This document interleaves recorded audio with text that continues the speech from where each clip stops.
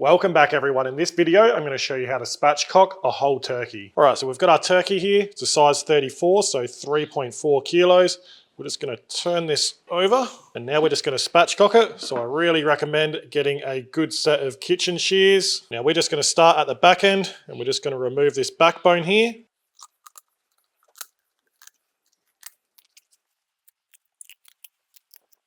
And there you have it. You can put that aside. We can just trim out any excess skin and fat while we're here as well. And then what I like to do is just make a little incision down the center of that breastbone and we can flip it over. And you just want to place your hand right on top of those two breasts, press down and flatten this bird out.